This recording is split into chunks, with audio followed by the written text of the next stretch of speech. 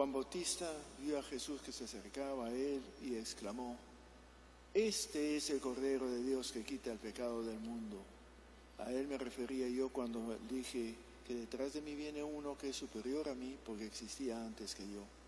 Yo no lo conocía, pero he salido a bautizar con agua para que el pueblo de Israel lo reconozca.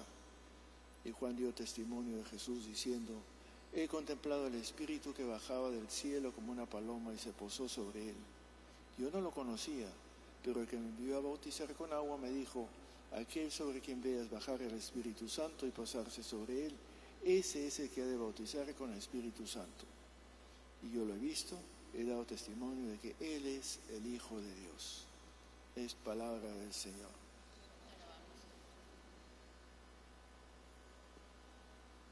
La presentación pública que hemos escuchado en el Evangelio que hace Juan Bautista sobre Jesús es: «He aquí el Cordero de Dios que quita el pecado del mundo». La expresión que usamos en todas las Eucaristías antes de la comunión: «Este es el Cordero de Dios que quita el pecado del mundo». ¿A qué se refiere? ¿De qué se trata? Detengámonos un rato esta tarde sobre esta expresión tan trillada. Cuando se habla, por supuesto, de quitar el pecado del mundo, la primera pregunta que surge es: mundo. ¿Qué entiende por el mundo? ¿El mundo físico? ¿Qué mundo? Quita el pecado del mundo, no los, plural, que quita el pecado del mundo. Hay que entender que Juan, que es de donde hemos escuchado el Evangelio, utiliza ese vocablo mundo para referirse muchas veces a las estructuras, las instituciones que van a contrapelo con lo que diríamos las instituciones del cielo, el mundo del cielo. Una expresión que aparece un momento dado en el Evangelio: nosotros estamos en el mundo sin ser del mundo. Entonces vemos el término mundo tiene dos sentidos. Estamos en el mundo, obviamente no estamos en Marte ni en la Luna, estamos en el mundo físico, como veían ellos, pero sin ser del mundo con letra mayúscula. El mundo es, en el vocabulario de Juan, y lo dice muy bien y eso nos cae a pelo por lo que estamos viviendo, son las estructuras, las instituciones, la manera en que está configurado nuestras sociedades ya desde antiguo. Pablo también se refiere varias veces a la configuración del mundo, la forma del mundo. En Apocalipsis se habla de un mundo nuevo, cielos nuevos, tierra nueva. Todo son metáforas sobre lo mismo y que invita por eso a pensar de qué está hablando y a qué se refiere.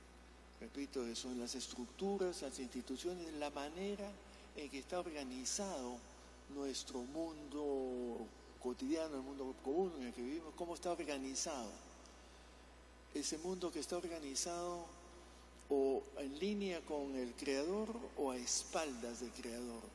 Si está en línea con el Creador, ese es el mundo que está en sintonía con Dios y por tanto es un mundo constructivo y no destructivo. Es un mundo que aúna, que unifica, que socializa. Pero el mundo, como está organizado desde antaño, está más bien organizado en criterios, en principios de poder, de dominación, de acumulación, de primacías. Está organizado en términos de servirse de la explotación, de mil formas, de la misma naturaleza, explotamos la naturaleza. El mundo está organizado, basta que leamos nuestros documentos, incluso la Constitución. ¿Cómo se organiza? ¿Cuál es el criterio, el hilo conductor implícito detrás de todo eso? ¿Por qué todo esto de esta forma y no de otra forma? Mientras que el criterio que Jesús propone para el mundo, cómo organizar nuestra sociedad, iba a contrapelo. Y aquí lo tenemos como ejemplo. Si Jesús no andaba con esos criterios de dominación, de explotación, de vanidad, de imposiciones, sino más bien su criterio era amar, servir, ponerse a disposición, darse, ser sencillo. Página tras página de nuestros evangelios nos presenta un Jesús que propone reconfigurar el mundo, diríamos, reestructurarlo en base a más humanidad. Mis queridos hermanos, más humanidad. Creo que el mundo en negativo es el que nos deshumaniza, es el que nos contrapone, es el que nos lleva a los conflictos, es el querer aprovecharse, es el de las guerras, pequeñas o grandes, a veces en las mismas casas, en empresas, en una sociedad o en el mundo, a cañonazo limpio, a ver quién puede dominar a quién y apoderarse de qué. Esos criterios son los que tiene en mente el autor cuando lo escribió: este es el Cordero de Dios que quita el pecado del mundo. Cordero de Dios. ¿Qué evocaría en su mundo, en su universo? No lo que evoca nuestra mente el corderito, qué lindo, precioso, como el nacimiento. Ah, no, ya no está. Está en el nacimiento de los corderitos, dulce, suave, te lo llevas en el hombro.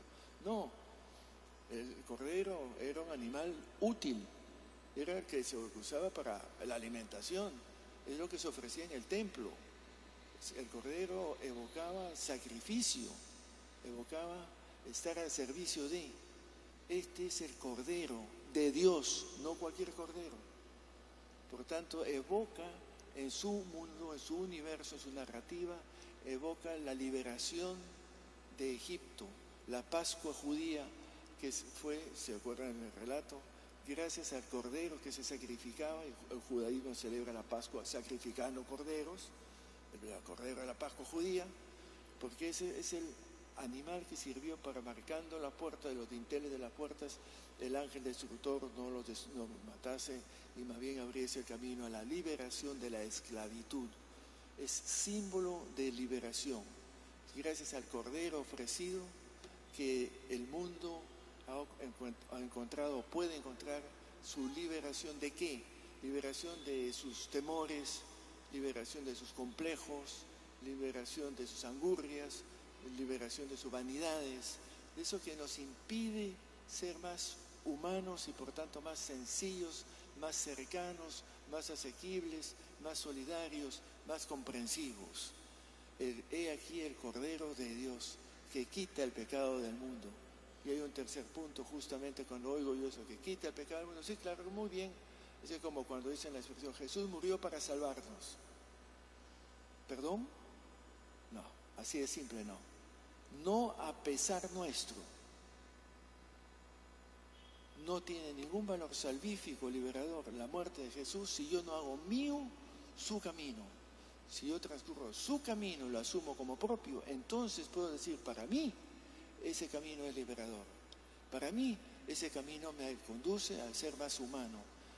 Para mí ese camino, el camino de Jesús, que lo asumo como propio, me lleva a unificar, a la paz y a la concordia que tanto necesitamos, pero para llegar a ella tenemos que tomar en cuenta todos, sin excepción, diestra, siniestra, unos más, otros menos, que tenemos buen trabajo que realizar de bajar esos tonos de agresividad, de distanciamiento, de aprovechamiento del otro, para ser más sencillos, para ser más humanos, por tanto ser más unificadores.